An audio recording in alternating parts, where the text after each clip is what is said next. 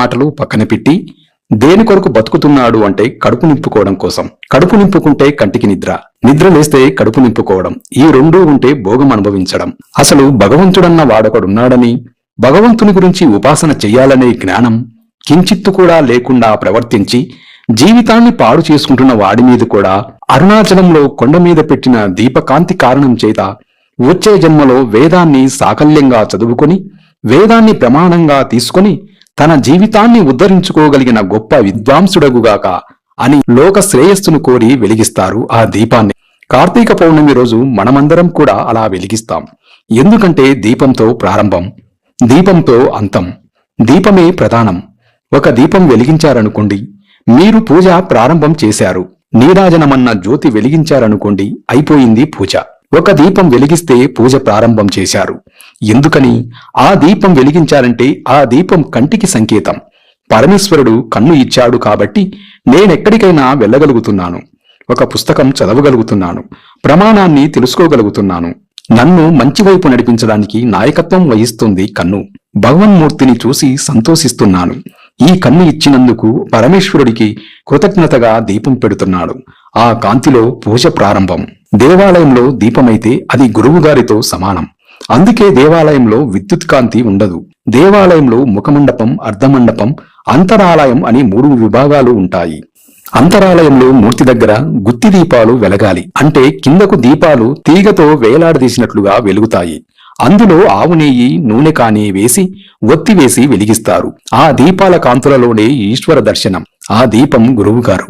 మా గురువుగారిని ఒక దీపం వెలిగించింది, మాకు వెలుతురిచ్చింది. ఆ దీపం కింద నీడ ఉంటుంది. ఆ దీపం చుట్టూ చీకటి. దీపం మాత్రం అందరికీ వెలుగునిస్తుంది. అందుకే ఆ గురువు తన గురించి తాను పట్టించుకునే అవకాశము ఉండదు. గురువుగారి శరీరం పడిపోకుండా ఉండాలని శిష్యులు చూస్తారు. అందుకే ఆ గురువనే దీపంలో పరమేశ్వరుడు కనపడతాడు. ఈశ్వరానుగ్రహం చేత గురువు లేని నాడు ఈశ్వరుడు కనపడడు. అందుకే ఆ గురువే దీపం. ఆలయంలో ఈశ్వర సన్నిధానంలో దీపమై వెలుగుతున్నారు. అందుకే భాగవతంలో కృష్ణ పరమాత్మను మించిన గురువు లేరు, జగద్గురువు అన్న గొప్ప మాట ఆయనకి అన్వయమైంది. అందుకే కృష్ణం వందే జగద్గురుం అంటాం. అటువంటి కృష్ణ పరమాత్మ కూడా పాఠం నేర్చుకున్నాడు. ఎవరి దగ్గర? ఆయన పేరు కూడా దీపమే. ఆ గురువుగారి పేరు సాందీపని. దీపింపజేసేవాడు, ప్రకాశింపజేసేవాడు. చీకట్లో ఉండిపోయిన వాడికి ఏది తెలుసుకోవాలో అది తెలుసుకునేటట్లు చెప్పి దాన్ని చూడగలిగే ప్రజ్ఞ ఇవ్వగలిగినవాడు. అందుకనే సాందీపని మహర్షి దగ్గర నేర్చుకున్నాడు. కాబట్టి గురువుగారు దీపం వంటివారు. శరీరానికి ప్రాణం పోతే ఇక ఆ శరీరము పరమ అమంగళకరం. అది ఎక్కడ ఉండటానికి వీలు లేదు. కనీసం అది ఉన్నంతసేపు దానిలోని జ్యోతి పోయింది కనుక దాని తలకట్టున ఒక జ్యోతి పెట్టి దాని మీద పసుపు, కుంకుమ, అక్షత, పువ్వు వేస్తారు. ఆ దీపమే ఆయన ఆత్మ అని అందులోకి ఆవాహన చేసి ఉంచుతారు. ఉంచి ఆ శరీరం వెళ్ళిపోయింది అంటే ఆ దీపాన్ని పక్కకు తీస్తారు. ఆఖరికి అక్కడి నుంచి తిరిగొచ్చాక కూడా దీపదర్శనమే.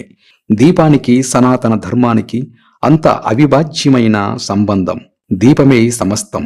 ఇంట్లో దీపం పెట్టకుండా ఇల్లు ఉండిపోయిందనుకోండి, ఉగ్రభూతాలు ప్రవేశిస్తాయి. కటిక చీకటి ఉండకూడదు. అందుకే వెళ్ళకూడని వేళలో వెళ్ళకూడని నక్షత్రంలో వెళ్ళిపోతే ఆ ఇల్లు కూడా పాడుపెడతారు. పాడుపెడతారంటే కొంతకాలం మూసివేస్తారు. ఆ ఇంట వేరొక జ్యోతి వెలగడానికి అవకాశం ఉండదు. దీపం అంత మంగళప్రదం. అసలు దీప దర్శనమే చాలు. ఇప్పటికీ కేరళ రాష్ట్రంలో అమ్మవారి పూజ చేయవలసి వస్తే అమ్మవారి మూర్తికి చెయ్యరు. చాలా చోట్ల కేరళలో దీపం వెలిగించి దీపానికి పూజంతా చేస్తారు. దీపానికి ఉపచారాలన్నీ చేస్తారు. దీపమే పరదేవత అంటారు వాళ్ళు. కాబట్టి దీపానికి అంత ప్రాముఖ్యం. అంత ప్రాముఖ్యం కలిగిన దీపాన్ని కార్తీక పౌర్ణమి నాడు వెలిగిస్తే విశేష ప్రాధాన్యం. అందున అరుణాచలం అగ్నిలింగమున్న క్షేత్రం. దీపమే అగ్ని, అగ్నియే దీపం. దీపానికి అగ్నికి అవిభాజ్యం. అవి రెండూ వేరు కావు. ఒత్తి చివర వెలుగుతున్న ఆ దీపం అగ్నిహోత్రం. దీపానికున్న లక్షణం అది ఇంకొక దీపాన్ని వెలిగిస్తుంది. దీపించిన దీపముచే దీపము 2 కాక ఒకటెట్లగును. అందుకే దీపంలో 3 ఒత్తులు వేస్తుంటారు. మనం ఇళ్లలో దీపం వెలిగిస్తే 3 ఒత్తులు చేసి వెలిగించి తూర్పు దిక్కుగా జ్యోతులుండేటట్లుగా చూస్తారు. ఇల్లు అభివృద్ధిలోకి రావాలనుకున్న వాళ్ళు, ఇల్లు సుఖ సంతోషాలతో ఉండాలనుకున్న వాళ్ళు, అలాగే వ్యాపార సంస్థలు జయప్రదంగా ఉండాలనుకున్న చోట్ల దీపాన్ని 3 ఒత్తులతో వెలిగించి ఆ 3 ఒత్తుల దీపము తూర్పు ముఖంగా వెలగాలి. తూర్పు ముఖంగా వెలుగుతున్నాయంటే అభ్యున్నతిని కోరుకుంటున్నాడని గుర్తు. తాను తూర్పును చూస్తాడు. 3 ఒత్తుల జ్యోతులు తూర్పుగా వెలుగుతుంటాయి. ఆ వెలుగుతున్న ఆ దీపమునందే అది సమస్త అభ్యున్నతికి కారణమవుతుంది. దీపం కొండెక్కిపోయింది అని అంటారు.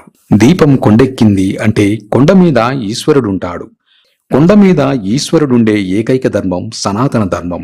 పరమేశ్వరుడు స్వయంభూగా కొండల మీద ఉంటాడు. అందుకే శేషాచల పర్వతం మీద, సింహాచల పర్వతం మీద, శ్రీశైల పర్వతం మీద ఆయన కొండ మీద ఉంటాడు. ఉత్ అని దాన్ని సంస్కృతంలో ఎక్కువగా వాడుతుంటారు. ఉత్సవం. ఉత్ అంటే తల ఇలా పైకెత్తటం. ఒక్క మనుషుడు మాత్రమే భూమికి అడ్డంగా పుట్టి నిలువుగా పెరుగుతాడు. పైన కొండ మీదున్న పరమేశ్వరుణ్ణి ఇలా తలెత్తి చూసి ఈశ్వరుణ్ణి చేరడానికి నువ్వు పైకెక్కాలని. అలాగే జీవితంలో ఊర్ధ్వముఖ చలనం చేసి పరమేశ్వరుణ్ణి చేరుకోవాలి. దొంగదారుల్లోంచి నువ్వు వెళ్ళడానికి వీలులేదు. అది దాని అర్థం. దొంగదారి అన్న మాటకు అర్థమేమిటంటే శరీరం వెళ్ళిపోయినప్పుడు మిగిలిన ఏ 9 రంధ్రాలలో నుంచి వెళ్ళడానికి వీలులేదు. 2 కళ్ళు, 1 ముక్కు, 2 చెవులు, 6వది నోరు, 7 మలద్వారం, 8 మూత్రద్వారం, 9 అసంఖ్యాకములైన శ్వేతరంధ్రాలు. వీటిలోంచి బయటకు వెళ్ళడానికి వీలులేదు. ఒకే ఒక్క తలుపు ఉంటుంది, నిర్గమ ద్వారం. అదే బ్రహ్మరంధ్రం. అందుకే ఇక్కడ శిఖ ఉంటుంది. ఆ బ్రహ్మరంధ్రం పగిలి అందులో నుంచి నిర్గమించాలి. అందులో నుంచి నిర్గమించాడంటే ఇక రాడని గుర్తు. ఇక శరీరాన్ని పుచ్చుకోడు. దొంగదారిలోంచి వెళ్ళవద్దు. దీపం కొండెక్కిపోయిందంటే బ్రహ్మరంధ్ర భేదనం చేసుకొని నీలో ఉన్న జ్యోతి కూడా అలాగే కొండెక్కి ఈశ్వరుడి యందు కలిసిపోవాలి తప్ప దొంగదారిలో కిందకెళ్ళవద్దు. రాజమార్గంలో పైకి వెళ్ళు. అందుకే దేవాలయానికి వెళితే అంతరాలయానికి బయటికి వెళ్ళిపోయే ద్వారమూ ఉండదు. ఈశ్వరుణ్ణి దాటి తలుపు తీసుకుని వెళ్ళడానికి నీకింక ఏమీ లేదని అర్థం. ఈశ్వరుడే చివరి హద్దు. అందుకే అక్కడికి వెళ్లి చూసి వెనక్కి వస్తారు. పృష్ఠభాగం చూపించకుండా వెనక్కి వచ్చి బయట కూర్చోవాలి. కూర్చొని ధ్యానం చేయాలి. తానేం చూశాడో దానియందు మనసు లగ్నం చెయ్యాలి. అంటే జీవితంలో చిట్ట చివరి ప్రయోజనం ఆ ఈశ్వరుని యందు ఐక్యమైపోవడమే తప్ప దాటటానికి లేదు. దాటి వెళ్ళిపోవడానికి ఇంకొకటి లేదు. ఈశ్వరుణ్ణి దాటి వెళ్ళిపోయి ఇంకొక చోటికి వెళ్ళడానికి నీకు మార్గము లేదు. అదే అంత్యం. అదే మనుష్య జీవితంలో ప్రయోజనం. అరుణాచల శివ, అరుణాచల శివ, అరుణాచల శివ.